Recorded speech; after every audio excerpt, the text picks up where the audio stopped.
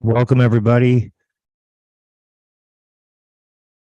This is Campaign for America, episode 36. We have some guests with us today that are going to be hopefully jumping on. Faith Daron will call in. Tabitha Fenn will be on here with us hopefully shortly, and Larry Baker as well if he's able to make it today. So, and we also have a call-in line. We'll be taking calls in the latter half of the show.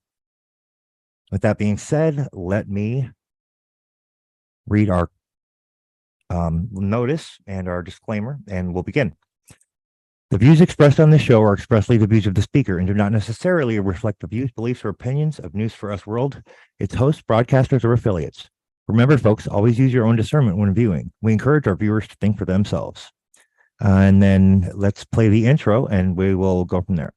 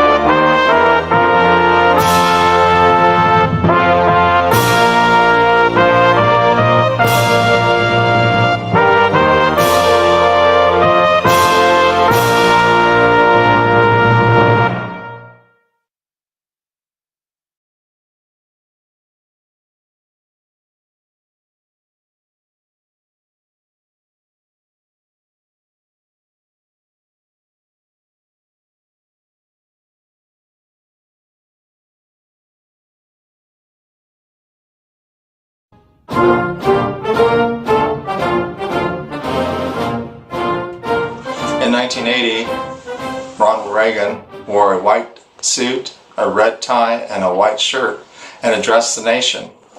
Hi, I am Dennis Andrew Ball, and I am running for President of the United States. I am talking to you right now because the debates that were conducted this week need to have a presidential response.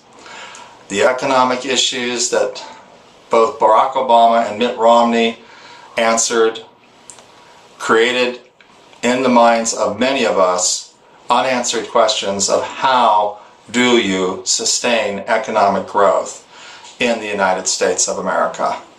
In light of the decisions and the events that have happened since 2008, what do we need to do to reduce the deficit, increase job creation, maintain Social Security and Medicare, and provide the opportunity for our children and future generations not only to survive, but to thrive in a global economy? I would like to talk to you quickly on how I perceive what needs to happen. The United States of America at this time is suffering because the means of production have not equaled the ends of production that it requires in order to sustain its middle class. The United States of America must reindustrialize itself to make it possible that 23 million Americans can go back to work in industries that are productive for themselves and their families. What we are witnessing on a daily basis is the demise of the American family, the traditional American family, of children, parents, and grandparents, by people in authority who have used, abused, and misused their positions to hurt our people.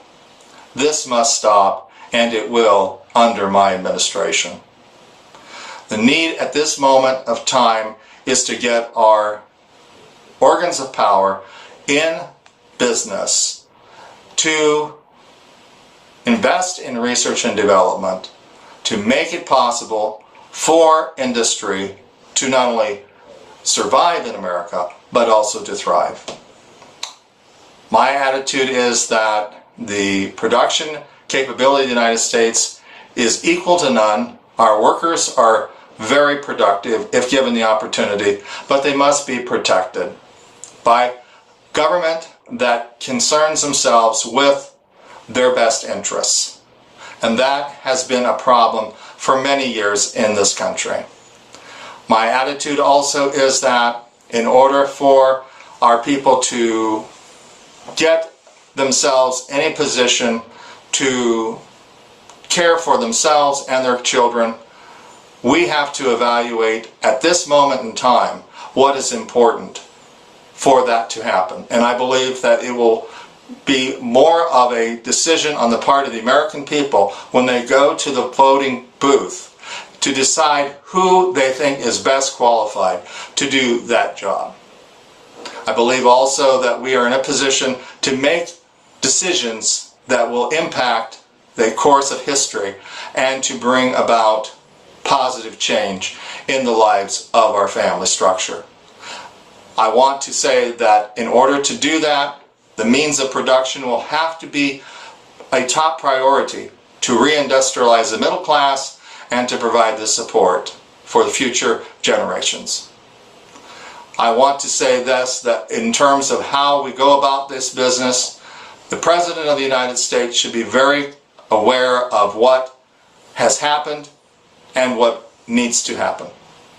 My interest at this time is to educate through my administration of candidacy for presidency to make it possible for you to learn more about me and to decide if you are better off since the election of Barack Obama and the changes that need to happen in terms of the increase in gas prices, in food prices, the mortgage forfeitures that have happened since him, and also what we will do in the future to make it possible for more people to be employed out of 23 million who are not. Consider this opportunity to communicate to your friends and your neighbors my thoughts, and I look forward to hearing from you. I need presidential electors who will vote for me through the Electoral College when I win the states in this country to become your next president. God bless you, and God bless the United States of America.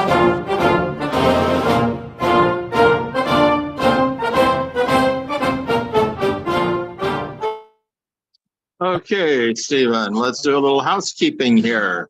Sounds good. And welcome everyone to the Campaign for America Ball 2024. I see here the call-in line is 702-482-8620.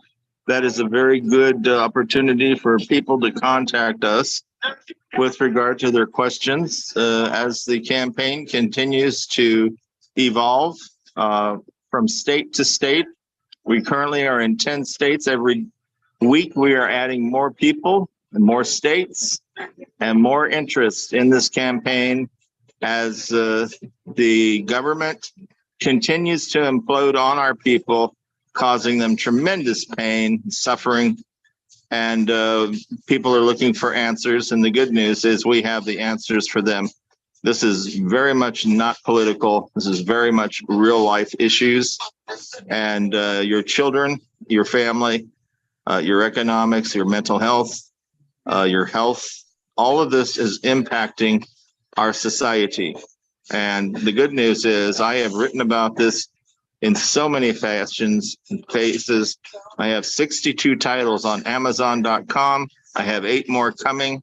There is a real important time now to get it right now with as much negative that is going on that needs to change into a positive experience for all people. And there is one race, the human race. Every race has a family of humans, and each family needs our help. Big time.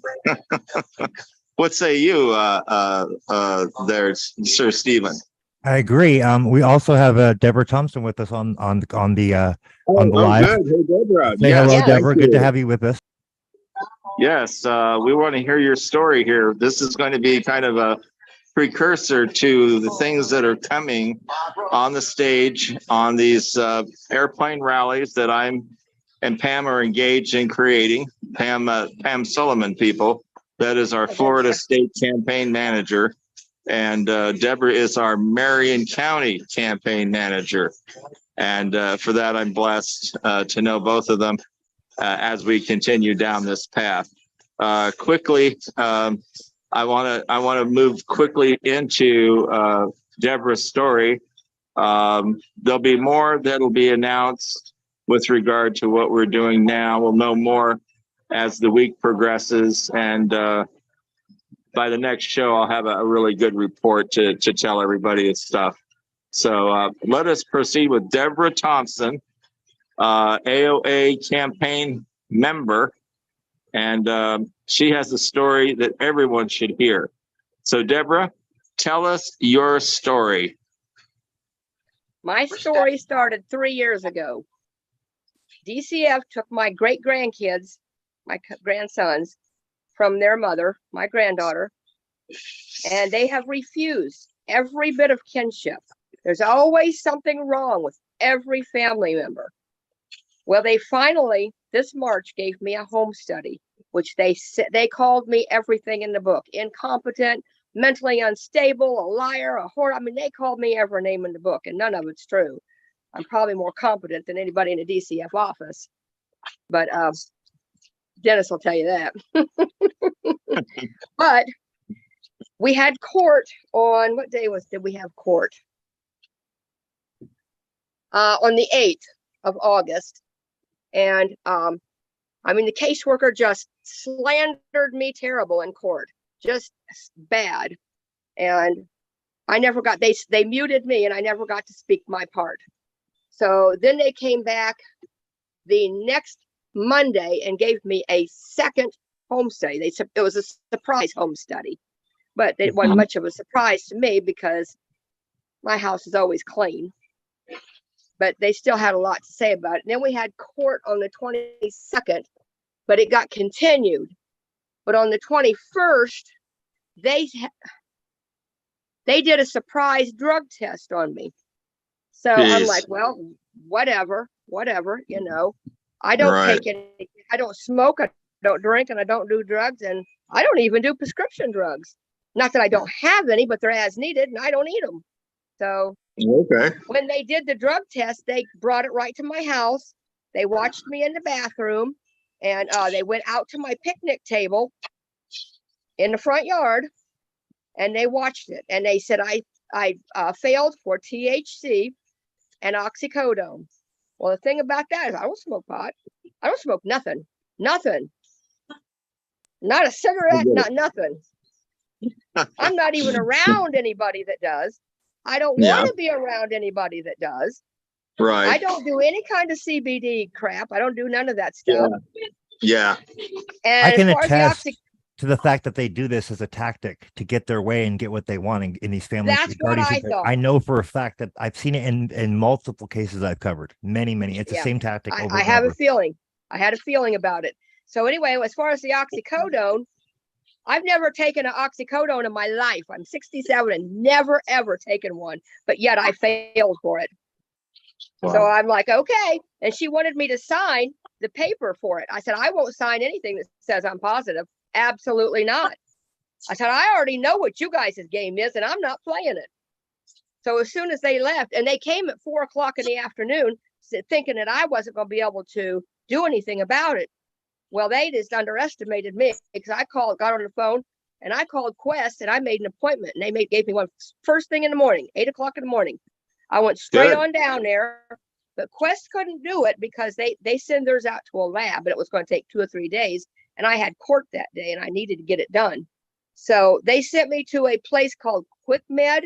It's a place that it's certified and does drug tests for everybody, employment, disability, everything. So Right. they sent me down there and they checked me and they said, you ain't positive for nothing.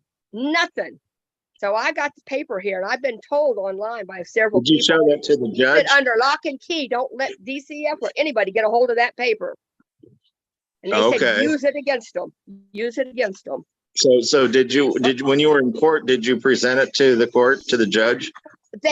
I wanted to, I had it all ready. I was going to hold it right in front of my face and everything, but they continued it. They continued court until Oh, okay. October 17th. Okay. So I'm like, that's an awful long way away. They've tried to tell me that the boys don't want to see me. They're not crying, and they are crying for me. Many foster parents have told me the boys are crying for me and want to come home and they want to know where I'm at. They refuse to give me visits. They refuse to give me phone calls, anything. And I'm supposed to be court ordered for a visit a month. And I have not got nothing in a year. So I'm really upset. I've also seen them do that as well in these cases. So that does happen quite a bit.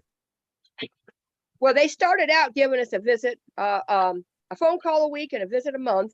But then after the first year, it slowed down. Like the second year, we only got a couple. And then the third year, we got the one. And that's been it. So Yeah, slowly, they're trying to get the boys to forget us. Yes, I agree with that. This is unbelievable, really, to be in a position where your family is so torn up by government. This really rarely happened when I was growing up, and I think you too. This is this was a creation of the Clintons, Bill and Hillary Clinton. 1997, Safe Family Act. Yep, I know all about it. I told them that too. So I know all about you people. Exactly. And so that's why I'm running for president, so we can rescind this and put them in jail because they belong there. Guantanamo Bay, Cuba couldn't be fast enough for them, couldn't come with trials, convictions, and punishment. I mean it. I'm not playing, folks. I'm not playing here. These people are evil. And they use money and power to get their way. But the thing is, the truth is coming out and it is marching on. And there are more of us than them. And like you've said before, Barbara, if you're not fighting for your family, who are you working for? Because if you're not fighting for your family, you're the only one that's going to be. That's it. Yep, exactly. It only takes a few courageous individuals speaking out against tyranny to change the course of history, folks. Well, I'm the loudest person they know. Remember, I think all three of us are pretty loud ourselves, right? You just imagine how much more powerful it would be combined, huh? Yeah, there you go. That's right, and it's all part of why we're here, to get this done. Get it done now. We don't have any more time. We are out of time. We must get this done now. I don't care who's running for president. We've got to get this done for our kids and generations to come. And that is my motivation every day, including going to the United Nations to communicate my disdain for what has happened in our country and in our world. And it must change. Exactly. You know, and the Ball Doctrine will do that by creating a middle class in every country for their children, parents, and grandparents, so that they will stay in their country and let their parents and their family survive and thrive in their own country instead of piling into the United States. Absolutely. Putting 600 million unsustainable people in here to not survive and not thrive and cause suffering and pain to all of us, let alone any diseases they might carry as well. Right. Absolutely. 100%. Absolutely. Yeah, folks, there's this call-in line here at 702-482-8620. I highly recommend, if you have any questions you would like to ask, please call in. We'd be delighted to respond and have your answers online. And with that being said, we're opening up the phone lines, folks. So if you'd like to, oops, can you hear me? Okay. Okay, cool. Yeah. With that being said, we're opening up the phone lines, folks. So go ahead and call in. Feel free to call in and ask Dennis some questions, and then we'd love to hear from you. Exactly. So this week has been quite interesting for me personally. I'm in Orlando, Florida. I have been here about 2 months. Continue down the path of organizing rallies and getting people engaged in the process of change that will work in their best interests and in their family's best interests. Personally, I also have other issues that I deal with. This week has been pretty tough on me personally because there's so many issues that, happen at certain times. And we know also of others who have had a tough week. One particular person I'm thinking of has a husband who is ill with cancer. And I pray for her every day that God will make a way for him to recover and for her to be relieved of much of the stress that is created in that situation that needs to have a resolution here for both of them. And that's one instance. Then I was thinking also, Deborah, of your case. When this happened the other day with the drug testing, I was blown away. I really, wasn't because I expecting know it. you. I mean, yeah, I mean, we've had some good talks, you and I, and with other people in the audience as well. Like at the meeting we had at the Wendy's, I thought that was good. And you and I agree there has to be a change here in the countries of the world. The United Nations is going to be in session beginning the 11th of September. That's a Monday. The last visitor opportunity will be from the week of September 4th through 8th, which is no time for me. So the next opportunity would be October 23 through 28. And I have my plane ticket for the 25th. And I am going to the United Nations and I am going to introduce the ball doctrine, which I already have, but it's going to go to more people. And they have the tour there, and that's going to be a good experience because it needs to happen. There needs to be a change here. And that's why I'm here, for change that works for everyone and provides an opportunity for justice to be served on so many people who have used, abused, and misused us for themselves. And that's the way I see this. And so, you know, we have the power. We just have to get it done. And that means millionaires, billionaires out here who have lots of money and lots of property. Guess what, folks? Your money and property can go away in an instant with a government as radical as the one we have now. And just like it was in Cuba.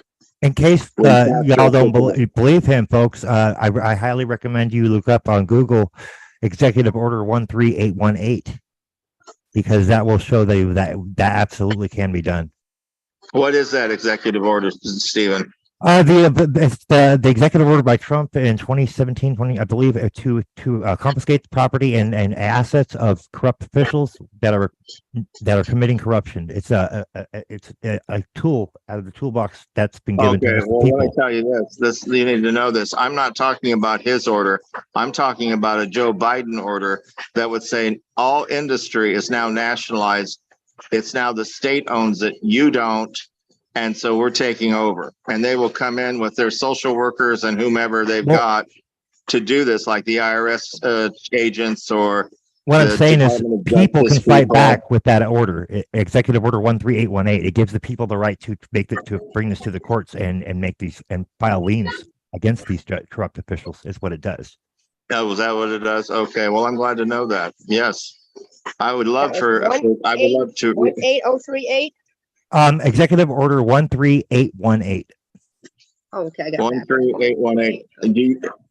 Yeah, I would like. I don't know if you have a link for that, Stephen. I would like to review that. I do because actually. I'm going to bring it up on my screen share real quick. Give me 1 second. Here. Okay. Oh, okay.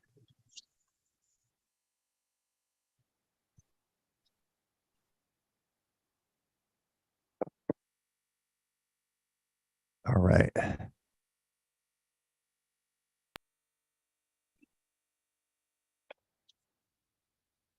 Oh, nice. Wow. I'm going to go ahead and have the screen reader screen read it for us, okay? Sure, go for it.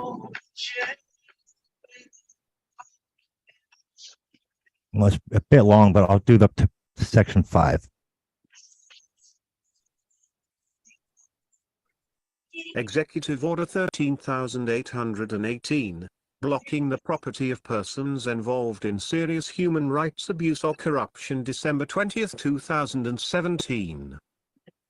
By the authority vested in me as President by the Constitution and the laws of the United States of America, including the International Emergency Economic Powers Act, 50 U.S.C. 1701 et sec, EPA, the National Emergencies Act, 50 U.S.C. 1601 et sec, NEA, the Global Magnitsky Human Rights Accountability Act, Public Law 114 to 328, the Act, Section 212F of the Immigration and Nationality Act of 1952, 8 U.S.C. 1182F, INA, and Section 301 of Title III, United States Code. I, Donald J. Trump, President of the United States of America, find that the prevalence and severity of human rights abuse and corruption that have their source, in whole or in substantial part, outside the United States, such as those committed or directed by persons listed in the annex to this order, have reached such scope and gravity that they threaten the stability of international political and economic systems. Human rights abuse and corruption undermine the values that form an essential foundation of stable, secure, and functioning societies, have devastating impacts on individuals, weaken democratic institutions, degrade the rule of law, perpetuate violent conflicts, facilitate the activities of dangerous persons, and undermine economic markets. The United States seeks to impose tangible and significant consequences on those who commit serious human rights abuse or engage in corruption, as well as to protect the financial system of the United States from abuse by these same persons. I therefore determine that serious human rights abuse and corruption around the world constitute an unusual and extraordinary threat to the national security, foreign policy, and economy of the United States, and I hereby declare a national emergency to deal with that threat.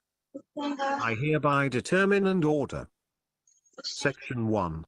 A. All property and interests in property that are in the United States, that hereafter come within the United States, or that are or hereafter come within the possession or control of any United States person of the following persons are blocked and may not be transferred, paid, exported, withdrawn, or otherwise dealt in. I, the persons listed in the annex to this order. 2. Any foreign person determined by the Secretary of the Treasury, in consultation with the Secretary of State and the Attorney General. A. To be responsible for or complicit in, or to have directly or indirectly engaged in, serious human rights abuse. B. To be a current or former government official, or a person acting for or on behalf of such an official, who is responsible for or complicit in, or has directly or indirectly engaged in 1. Corruption, including the misappropriation of state assets, the expropriation of private assets for personal gain, corruption related to government contracts or the extraction of natural resources, or bribery, or 2. The transfer or the facilitation of the transfer of the proceeds of corruption. C. To be or have been the leader or official of 1. An entity, including any government entity, that has engaged in, or whose members have engaged in, any of the activities described in subsections 2A, 2B1, or 2B2, of this section relating to the leader's or official's tenure, or 2. An entity whose property and interests in property are blocked pursuant to this order as a result of activities related to the leader's or official's tenure, or D. To have attempted to engage in any of the activities described in subsections 2A, Yeah, 2B1, Stephen, why don't we wrap that up for the moment? This is lengthy. I think this would be good to review in private. Not that I don't want to, produce this Yeah. for everyone, but I think it's a good tool for people. I just wanted to read the first few paragraphs of it so they get an idea. But yeah, absolutely. Okay. Right, and I think that that order, I was not even aware of that executive order he had signed. I'm just wondering if Joe Biden invalidated it. That's my concern, because I know he did a lot of damage when he became the acting president. I believe it, as far as I can tell, as far as I know, it's still valid. I don't think he You didn't tinker with it? Yeah, I don't think he did. No, I think it's still actively valid because we've been using that recently in some of the cases I've been helping get exposed. Yes, that would be interesting for me in my own case that I'm pursuing through the bankruptcy court to hold these bastards accountable. Yes, And, agreed. Agreed. I think it's know. a way forward we can use to our advantage in this context as far as the corruption goes. Absolutely, I think it's a tool that we can use to fight back. Is That's there a what I think chance it's there for. Yeah, is there a chance I could get a copy or just the link? Yeah, yeah, absolutely. I'll send you the link in the chat as well as on Facebook a little bit later. I'll put it in the sources Yeah, as right. well That in would the be good. description for our viewers. Yeah, I would like that because I can add that into my paperwork. I'm right now busy with the IRS to file a Form 3949-A, which is a offshoot of the 1099. This is when people in guardianship who have overlordship of people's assets and property and their health care fail to file a final tax return because they want to hide their ill-gotten gains from the government, the same government that is empowering them to steal from other people. It's quite a duality to deal with, but the reality is it's all true. Just like in your case, Deborah, with this social worker who did the drug test at your home and said you had failed to pass it. Yet you did your own with the support of a legitimate company, and you passed it with flying colors. And it's just like you said, Stephen, that you say this is somewhat common. This is new territory for me with some of this. I'm aware how they have used and totally destroyed people and their kids. I think we have a caller calling in. Do you want to take it? Sure. All right. Give me 1 second. Let me switch to stereo input real quick, and then we'll go. Take it.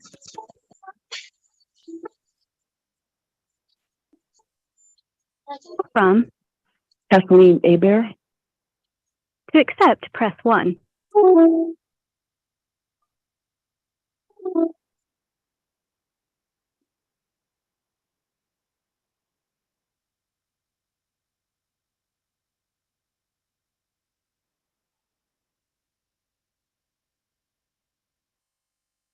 Hello?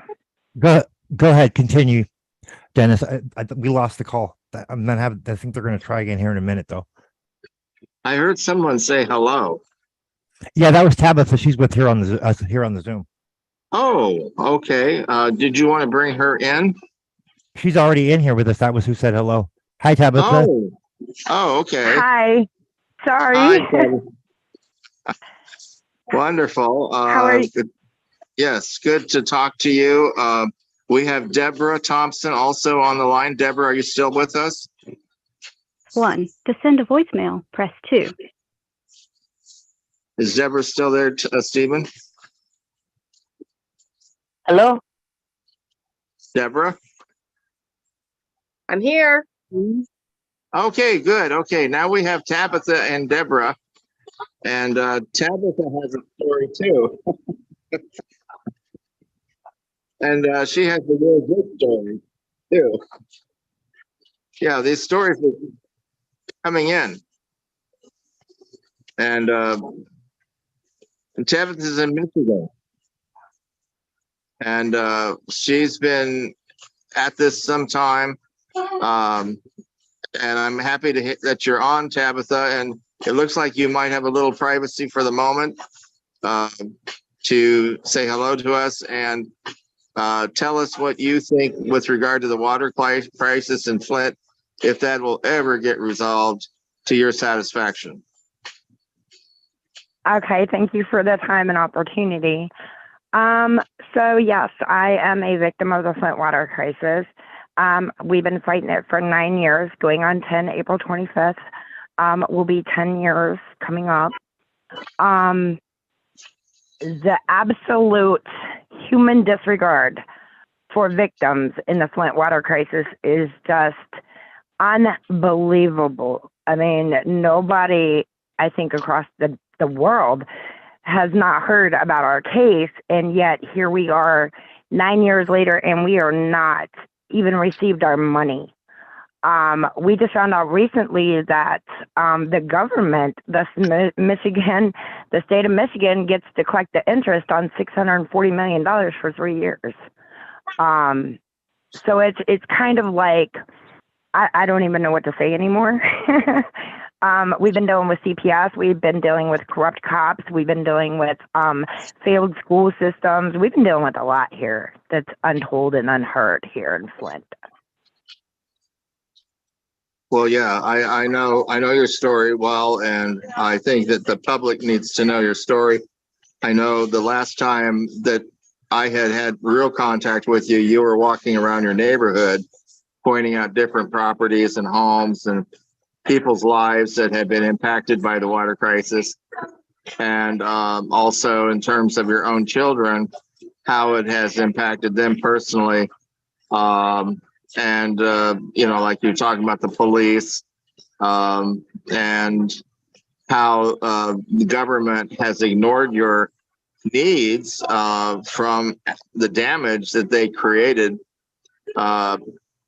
It reminds me of Aaron Brockovich when they poisoned the residents close to the factory that had poisoned them, and she went after the corporation that did this. It was hard work, but she did win, and the people were given some relief. I don't know how much. I think people died too. And so this is another abuse of government where people have been they've been damaged, they've been harmed, and yet it seems like there's just no accountability on the part of the people who have done these bad things to compensate those who have been hurt.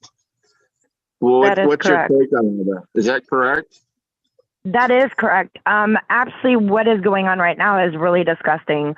The city has gotten their funding for fixing the pipes.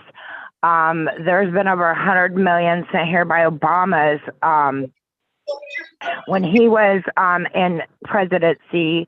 Biden has sent money here, and the city gets the money, and the people still can't recover.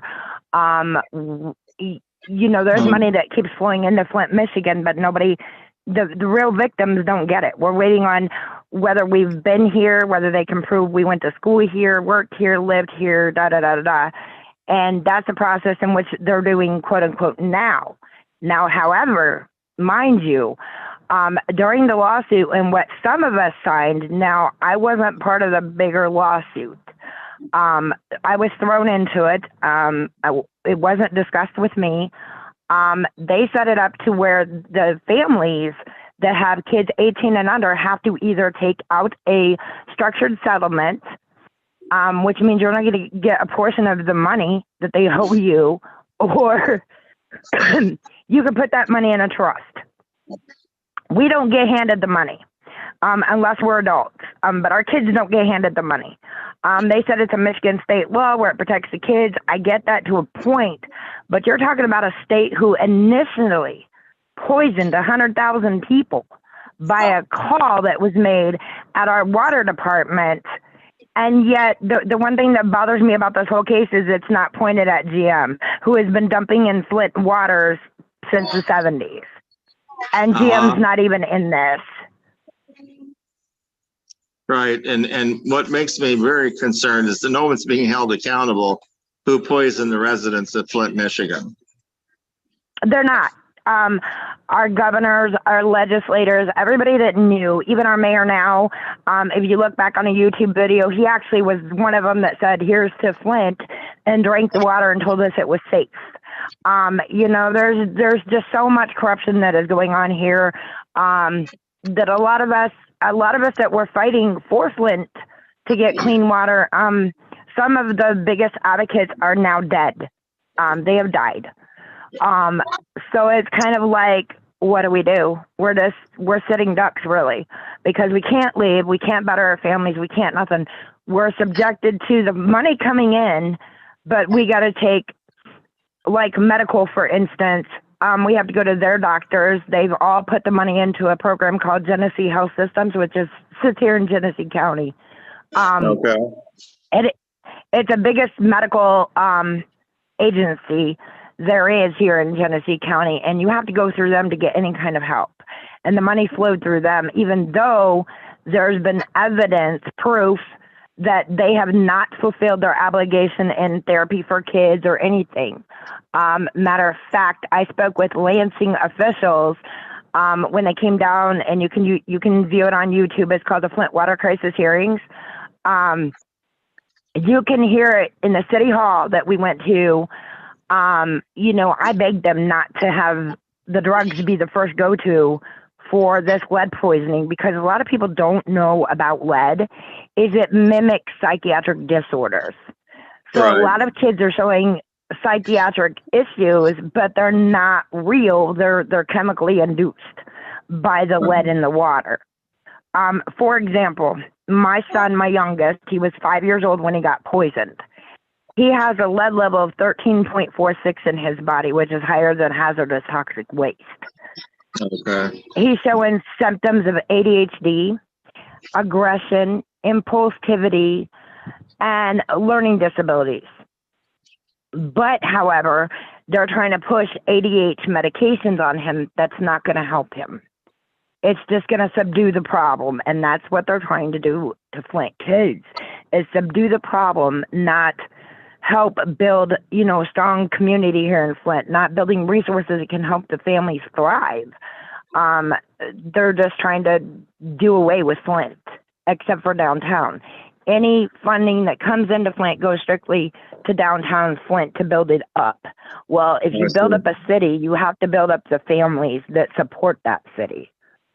And they're not doing it.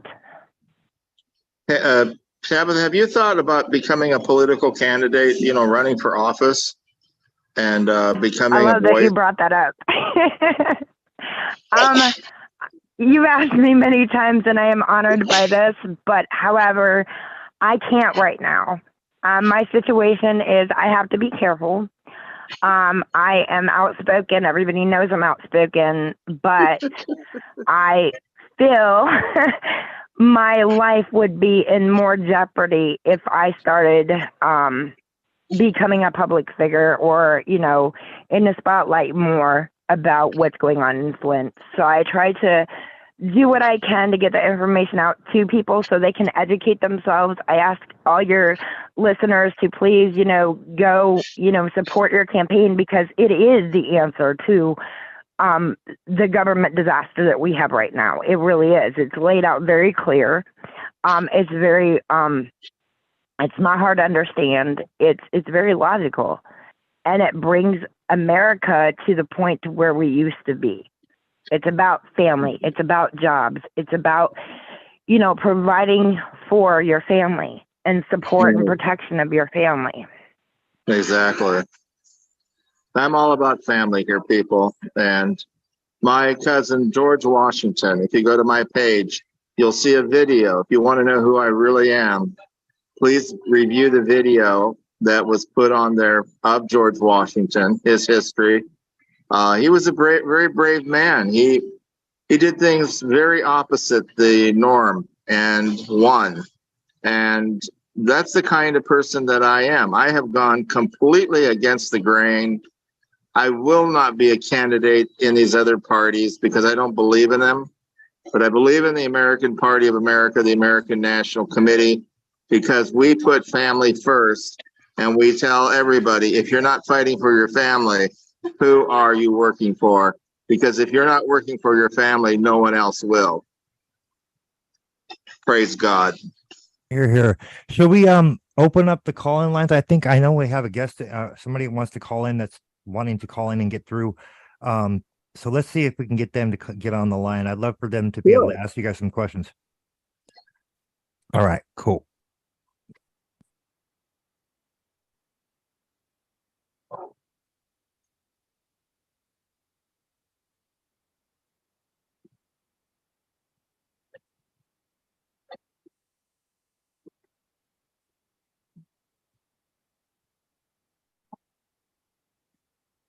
We have a new call-in line, folks. So if you want to call in, you can. It's 702-482-8620. And we're allowing you to ask questions to any of our guests, including Dennis Andrew Ball. So we would love to hear from you guys if you're able. Okay, so are we waiting for somebody, or somebody was trying to call in earlier? Yeah, and I said they could try and get in a minute whenever Debbie was done talking and Tabitha. So I wanted to give them an opportunity to speak. That's why. I don't know if they got my message yet or not. But anyways, we can continue for now until we hear them ringing. Okay, right on. Is Deborah still with us? Here they are. They're calling in right now. Yes, I'm here. Okay, good, Deborah. Yeah, I was listening to Tabitha. That was pretty interesting. Yes. To accept, press 1. To send a voicemail, press 2.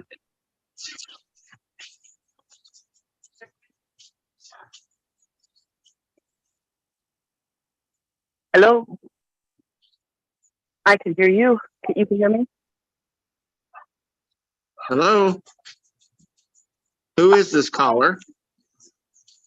I have feedback. Kathleen Hebert. Oh, okay, Kathleen. Really? Have you been following this campaign?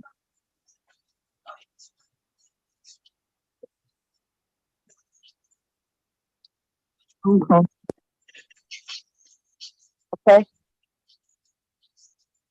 I'm having trouble hearing you, girl. Yeah, there's some feedback. We're going to work out those issues. She's going to jump on the Zoom instead. I think that'll be more efficient for right now. Oh, okay. Sorry, folks. We're still trying to work out some of the kinks in the call-in line. It's okay. It's all right. Almost had it. I think it's the input's too high. That's all. We'll get it, folks. We're going to get this squared away. It happens. Yeah, technology doesn't always work the way you tell it to, usually. It's supposed to, but it doesn't always. All right, go ahead. Continue, guys. Okay, so Tabitha, you've been dealing with this for some time. Deborah has a new case in respect to the drug testing that I know we've all kind of talked about this case of hers recently because we think that the government has opened themselves up to getting sued. And yes. I think that's a good idea. What do you say? Actually, you can sue CPS. Yes, they're taking kids from good parents, and it's all about money and power. Yep. And they're using every trick in the book they can come up with to do that with. That's not right. If I can iterate for a minute, Dennis, Deborah, one thing that you need to know as law, it doesn't matter what state you're in, they cannot drug test you in your house.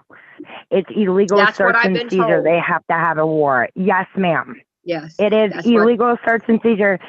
And actually, the worker does not have to come into your house.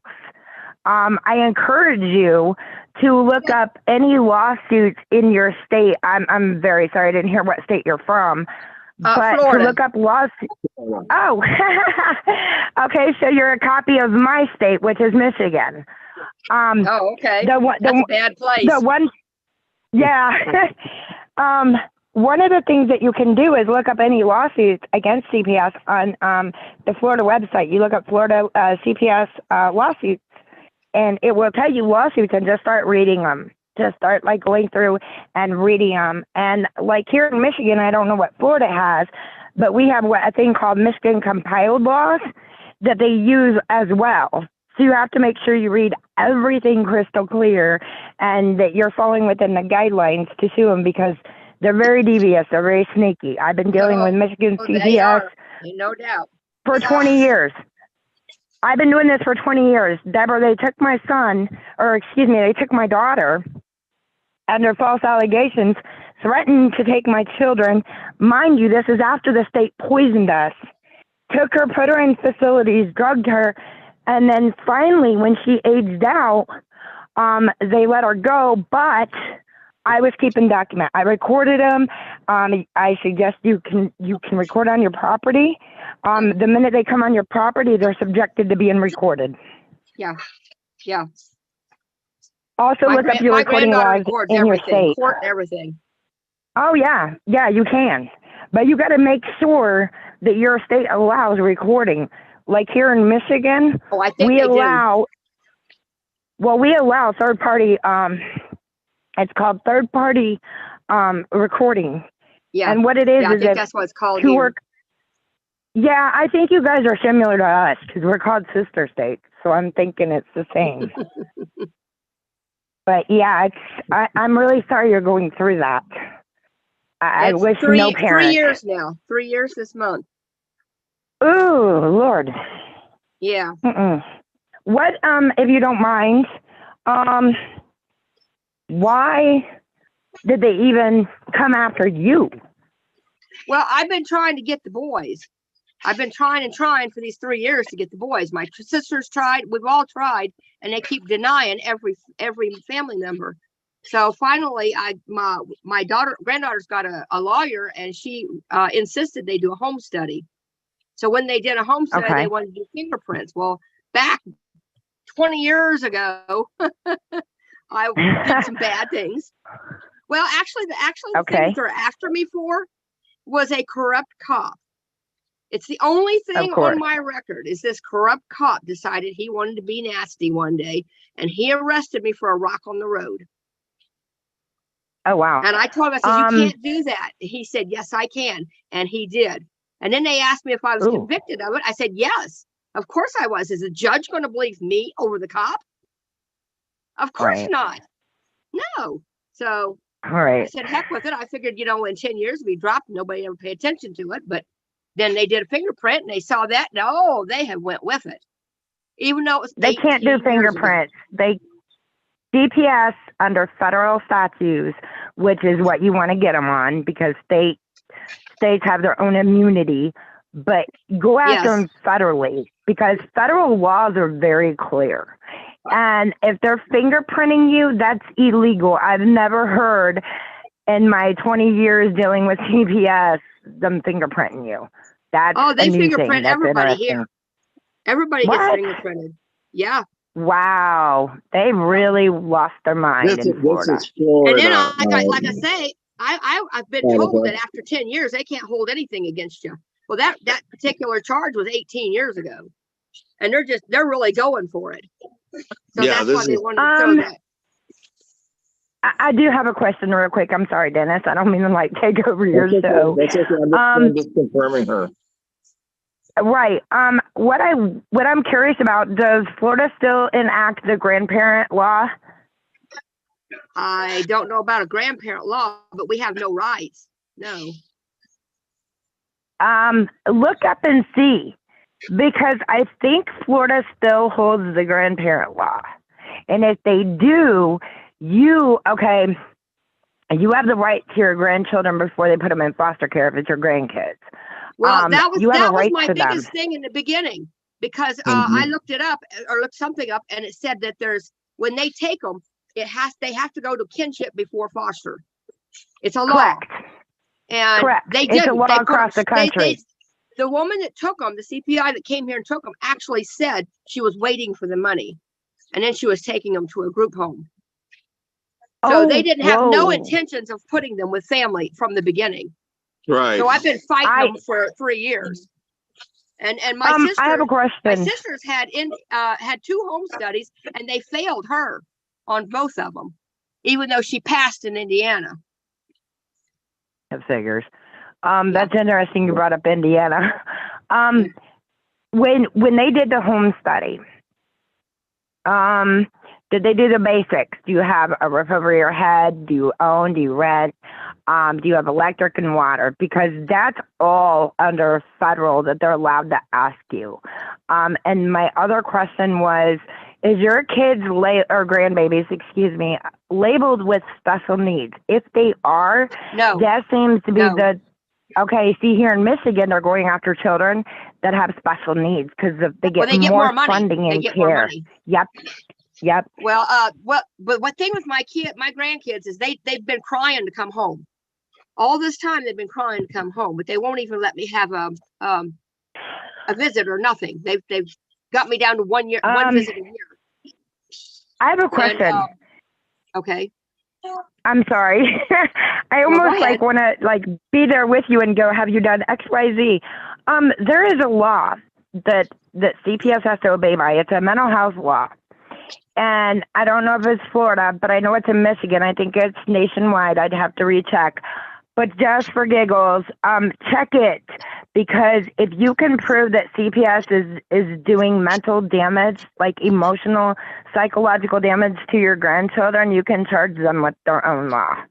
Okay, now I know they've done physical damage to me, and I know they're doing mental damage to the boys because they have some of the foster parents have actually told the boys that we didn't love them and we gave them up because we didn't want them anymore. So in one of the visits, they pulled me aside and told me this is what the foster people were telling them. So now they're talking about the boys having bad behavior and talking about putting them on drugs for the behavior, whereas they didn't have that behavior before. So they're trying to make lab rats out of them to get more money. Yep. So what they did, oh, I hate this. I need to become a lawyer. So what they basically did, oh, I hate these people. What they did is it's an environmental issue. It's a psychological environmental issue is what it's called. And where an environment causes psychological damage to a child. Well, in 3 years, they've been to 18 different homes. Geez, oh, Pete. What in 18 different homes in 3 years. And they were 4 and 5 when they left. I have a question. Now they're going to be 7. Okay. I'm so sorry. I tried this in Michigan. I actually went after them for trying to. I told them. They backed off from me. But I said I was going after them for human trafficking because that's what came to my mind when you were telling me they've been to 18 different homes. It sounds like human trafficking. Honest to God. There was one home that they were in for 10 months. They separated the twins from the older brother, and they put him in a good home. But the twins they had in another home, it had 5 little black boys and 2 little white boys, and the woman was a DCF worker / foster mom. She had 7 kids. When we did a background check on her, she had 3 homes, one in Summerfield, one in Ocala, and one in Tennessee, and she had over $1 million in her account, and she was best buddies with pedophiles. We think she was trafficked. Yeah, that's a human trafficker. Yep. Yeah. Well, not only that, but they all of a sudden, when we asked about this, we told them, we said we want them out of that house, and we said we already know what's going on with her. They all of a sudden there was an emergency removal, and now all the kids were removed. She was fired, and she's gone. Her house was shut down. So I know something was going on. And my one little grandson said that the foster people were hurting him. So I know something was up. Yeah, Oh, wow. That's a criminal complaint Oh, there. yeah. Oh, yeah. Oh, yeah. Yeah. I am Um, so sorry. Oh, that's so horrible. Well, folks, this is what's going on in the country, this culture. I'm ashamed of America right now. Yeah. I'm ashamed of my own generation of baby boomers who've allowed all this bad things, these bad events to happen to our children and generations to come. It's time that we do something very powerful about it, and I intend to, with your support and with the support of the AOA. We are the Americans. We are family first. We believe that fighting for your family is worth our time, resources to get this in front of the people. Because if we don't, who will?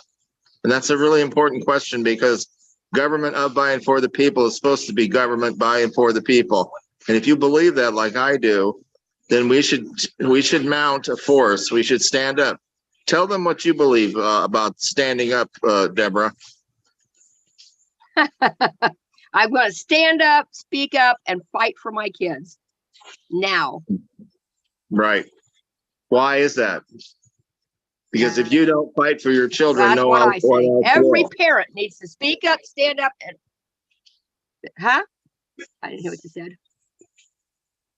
Right. Everyone, every family out there should stand up, fight for their Speak up. family, because if you Stand don't up, and speak speak up, up, and fight for your family. exactly, because no one else will, except us, And the don't be AOA. We'll afraid. fight for you. Yes. Oh, they ain't got me afraid yet. Not yet. Oh, they haven't me either. They actually, it's interesting because I will say this because it's no secret. Actually, how my kids got caught in the CPS system was through the educational system, through the schools. I knew Oh, it. God. I knew it. They're doing the same thing here. I cover the school board corruption and out here, and they're using the juvenile program to target the kids that are in low income families. That's how they're doing it Yes. out here. They're doing it here too.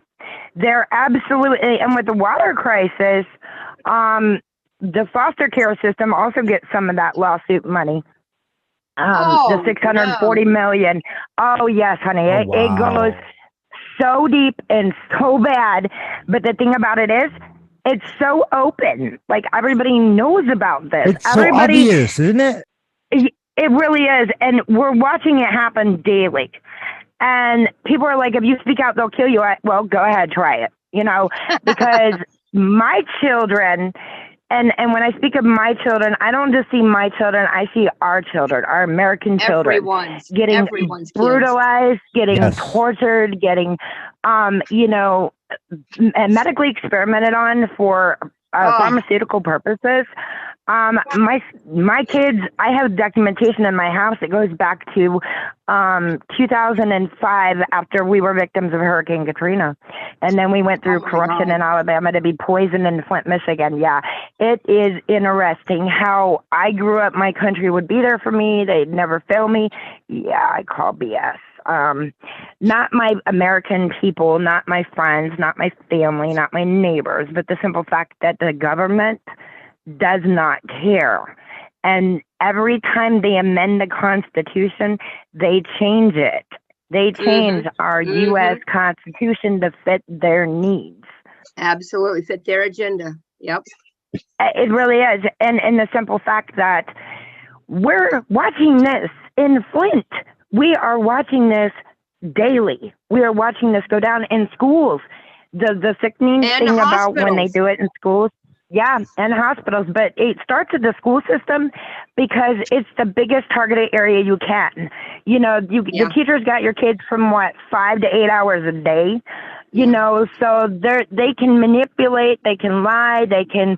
I mean, I've got Flint schools for 8 years devastating my daughter, and nobody did nothing. I sued them. I won my lawsuit against Flint for educational neglect. Okay. Educational neglect. They violated IDEA and 504 of federal law for special education. Wow. And also they violated the ADA law that protects all people with disabilities of all kinds, including mental health. And they still continued to get money from my daughter. I wound up exposing another school system that popped up out of the blue here in Flint that actually was getting funding while claiming they were educating these kids, and they weren't. So, I mean, I have really, lit a fire in the state of Michigan. I have went head to head with Dana Nessel. I went head to head with Governor Gretchen Whitmer, Snyder, Kildee, Ananick. I mean, the list goes on. It goes on that all these people for 5 years in documented format knows that my daughter was being abused in school, and they did nothing about it. So I'm working on a law called Brianna's Law. Right. She has a story, folks, and this is a story that would take another program. Oh yeah, it covers a lot of things. We're running out of time, but listen, what you're describing, Tabitha, is Agenda 21, the big lie. I've written about it in my book, United Nations Agenda 21. And this is what they're doing in the cities in America. And it's all part of their cabal to put us in a different situation where we own nothing. We own no vehicles. We don't have, our food system is completely changed. They kill the cows. Their motivation is to kill the people. They're very evil people, as far as I'm concerned. People who have been in charge of our society for some years now, they've implemented this after Ronald Reagan. And since him, we have really declined as a country. I mean, this can always go back to President Kennedy, to President Nixon, and beyond that to President Reagan. My interest is that we change this now, and we get it right now. So as we work together to change our society back to the we, us, and our, from the me, my, and mine, the campaign for America continues. And believe me, it's gaining ground. Believe you this, that things get worse, things will get better for us. We have our caller that tried to call in earlier on the Zoom with us. They'd like to ask a question. Go ahead, Mr. Kathleen. Ball, thank you. Mr. Ball, you can hear me now? I can. Good. Hey, so I'm grateful that you're here doing this. And are you aware of the executive order 13818? Yes. In part, it says all public servants found corrupt are to have their properties, assets, and accounts frozen. A little later, it says sooner rather than later, because they tend to hide what they've stolen. We actually touched on it earlier, Kathleen, a little bit earlier in the show. I missed it. Yes. So do you know, as you are progressing towards your candidacy, do you know exactly the process to process that? Yeah, this is going to require a very strong attorney general. And I have 3 candidates in mind, and they may be all part of this. But President of the United States needs to clean house. I mean, really clean house. I've written a book about it called Tyranny at the Water's Edge, Draining the Swamp. Everyone should read that book. I talk about these 10,000 senior executive service managers that Barack Obama put into the 75 government agencies when he left office. That has not ever been cleaned out. Donald Trump had a chance to do that. He didn't do it. I expressed to him in cables that I sent through the email website, and I wrote, that's how I communicated with the White House, through their emails. And I told him he needs to clean out the senior executive service managers that Barack Obama put in there. They did everything they could and still are to dislodge him from any kind of leadership in the government, because they know that he is a problem for them. To what extent? They obviously are afraid of him. But the realities are this: in spite of what he did during his term, there was a lot that he did not do that should have been done. I will. And it's that way with me. Listen, I'm a victim here of this government corruption. So is my mother and my father. Yes. And I am a court official myself. Under Title 18 USC 241, 242, the President of the United States can arrest judges.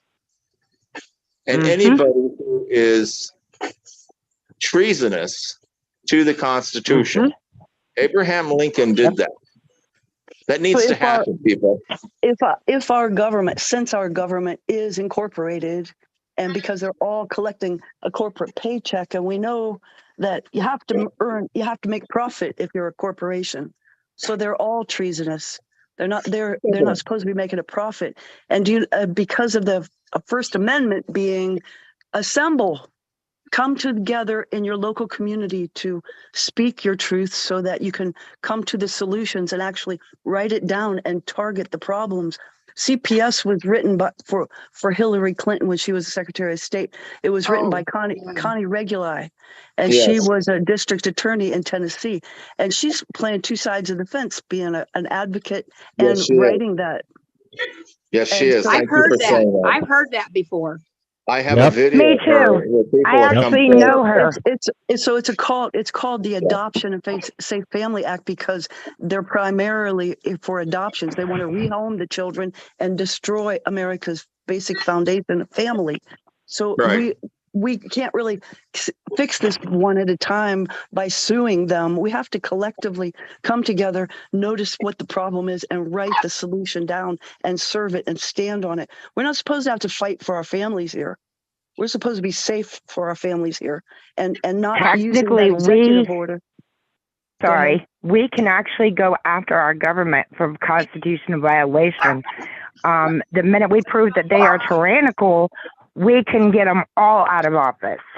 And I think there's enough of us across this country that know this, that have seen it, have documents, that we could file a massive lawsuit in regards to our constitutional rights, that our government has become tyrannical.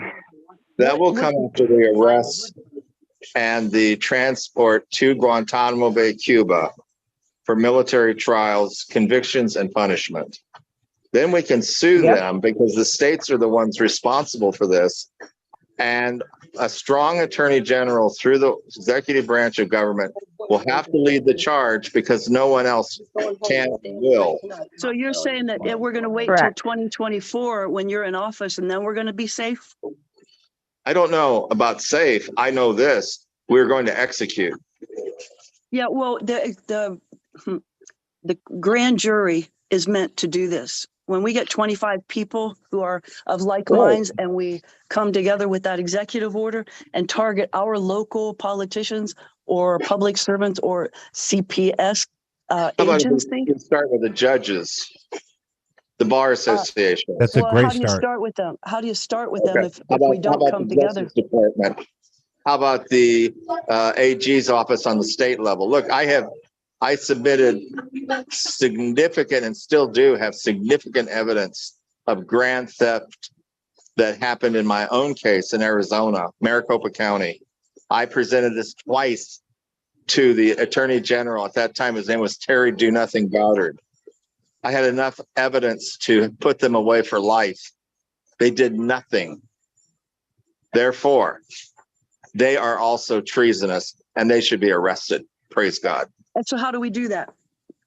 We do that through the Attorney General of the United States. No, they're criminals too. Hold on. That's not working. No, hold on. We're talking about the Attorney General of the United States with the President. And if necessary, the military.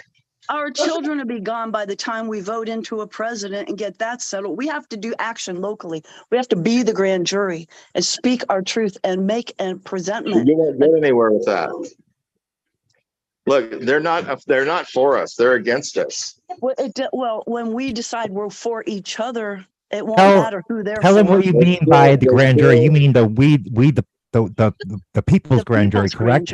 Yes, the people. That's good, but it won't have any bite to it because you got the judges who are compromised.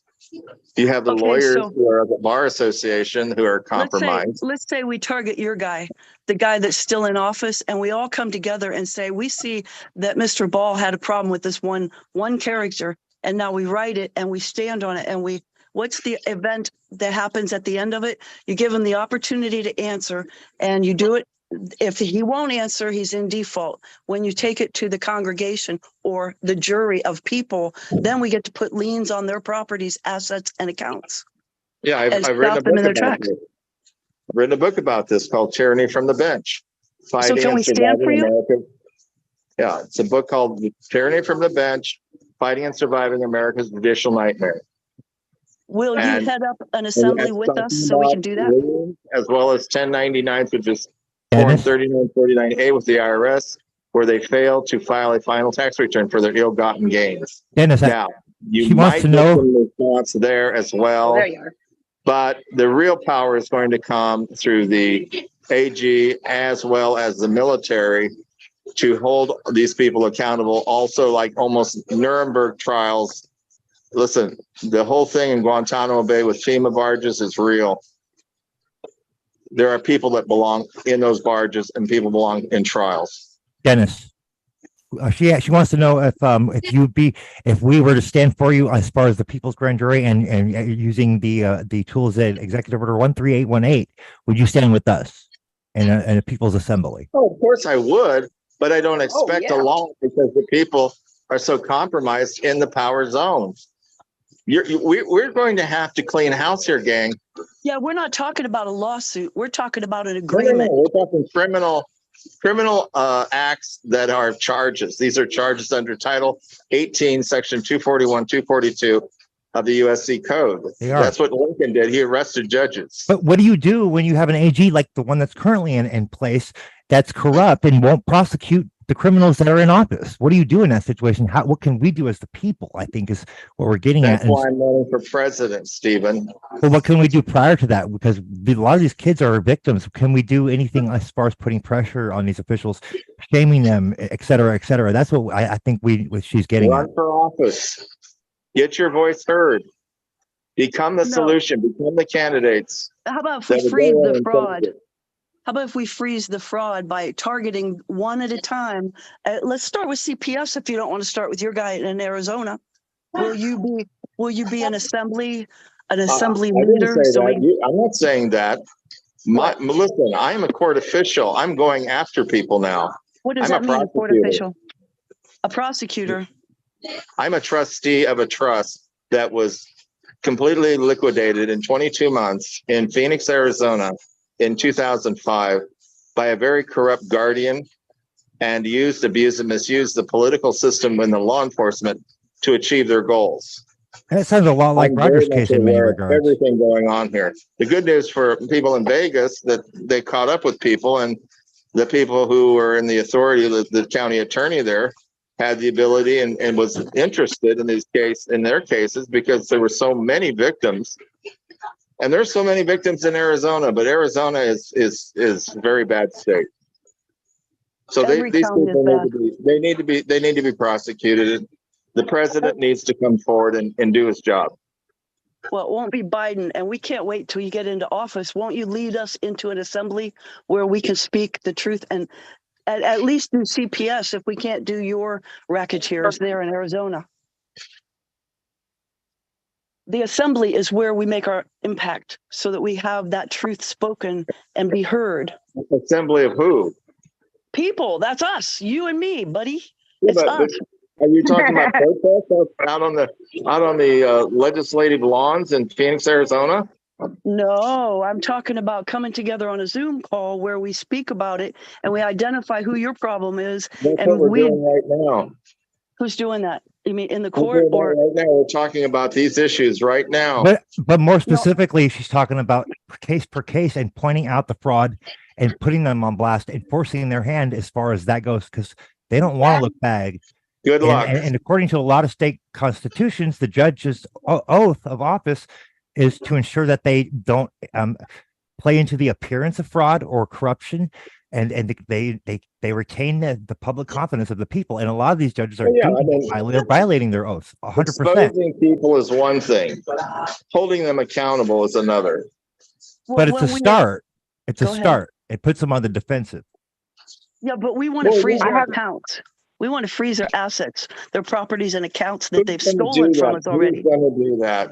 You put liens on them. Once you identify that they're guilty, you ask them the question to fix this. When they don't, they're in Like I said, default. I've written a book about this called Um, Tyranny from the Couch, filing liens and filing 1099s. 13818 allows us to do this, from my understanding of it. Yes, Well, that's It great, does. but who's gonna do it? we're doing We're it. already doing it. We're Who? doing it there Who in are we talking about? WashU, Nevada, Judge Breslow and DA Steggy. Who's bringing the charges? We people of the grand jury. This is in regards to the Roger Hilligus case, Dennis. Oh, is that what Oh, what wow. we're talking about? Yes, we've Roger already case? been and been doing so under that already, and it's we'll just, you want to tell them the good news, or you want to wait, Kathleen? I'm willing. They vacated their trial today. They're going to have a hearing next week to decide how they're going to settle this thing. But Roger and Stewart aren't going to settle What for about anything. the charges against those who arrested him and his trying to protect his mother? Yep. We have that all done. Yep. We've all come together and we found the evidence and we wrote it down and we filed it and served it personally so they wouldn't be embarrassed, so they could have the opportunity to fix it. They didn't answer, so we took the liberty of filing it with the commissioners who are responsible to train and Okay. supervise their Well, good good for constitutional you. behavior. Good for you. Good old board of supervisors. I know them well, dear. Board of the county commissioners, they're responsible for them the well. budget. So they're, Can I speak on this real quick? please. Okay, so you need to do what Flint did. We teamed up with another city of Detroit, and we called out our governor on the lawns of Lansing. And that's how we got the media attention for this water crisis that we are dealing with right now. And when we called them out, it led to the EPA being in the mix of it. They had to go to court. We actually had it to where we went to DC in front of Congress and had our stories heard. Congress So I is- highly Congress- recommend. Congress is the one that put Huh? CPS in place. Congress signed off on CPS because they But- make money from it. But you got to understand something, honey. In the original U.S. Constitution, not the ones that they've amended multiple times, in the original U.S. Constitution, the people have the say over Congress, over the president, over anybody in office. They all, including the president of the United States, is a public servant. They serve the public. If you do and follow what Flint has done, and you get more and more cities to do it, there is your Assembly of America. Then they will hear you out. So Not let's just do this case in by Flint. case basis. You Huh? don't have your did you get your remedies from Flint? Are the families Not still yet, but we're suffering? on it. We are. But however, it is on documented paperwork that we sued them for $640 million, the largest Michigan has ever seen in U.S. history. how And we did did it go? make Snyder resign. Huh? Yeah, how did it go? It's still going. It's not over yet, honey. How long has it been going on? We've been going through this 9 years, but we've had to take every legal step we've had to make sure they couldn't wiggle out of it. It is a long process. Nothing is going to happen overnight. And that's what I think is the hardship of understanding court proceedings or any kind of lawsuit or any kind of thing you want to do with government. Things take time. That is the worst part of this. It But should in only the be 30 end, days. It should only be It 30 should days to be. get your result. When you file your notice of liability and tell them your immunities only are available for good constitutional behavior, and good constitutional behavior doesn't allow to hurt people. You got to have clean water, clean air, clean food. But we're not saying that to them. We're just whining about the problems and suing them. And there's nobody up there going to hear it. All of them are But- collecting good money from doing it. But no, that's not what happened in the Flint water crisis case. Actually, the EPA has changed the lead and copper rule on the country because of what happened in Flint. We now have it where no city, no county, or no state across this nation can have, if it reaches above 3 for parts per billion in water, they have to act immediately. They cannot wait. We have changed things that a lot of you guys in other states and countries don't know about. That's what pisses me off. You don't know the whole story. Thank you for sharing this with us, Tabitha, because my mother is originally from Flint. She was born there, and I had no idea about this. I knew about the Flint water crisis, but I had no idea that you guys were able to get that done. Thank you, because people. Oh yeah. I want to We got it done because in today. We're going to have to wrap it up, folks. This is Great obviously show. a very hot topic of discussion. Our next show will be next week. Please feel free to call in. We can continue this conversation. And please remember that if you're not fighting for your family, who are you working for? That is the question. God bless America. God bless everybody. Thank you, everyone, for joining us. We really appreciate it. thank you. Thank you. Thank you. Wow. I want to be president someday.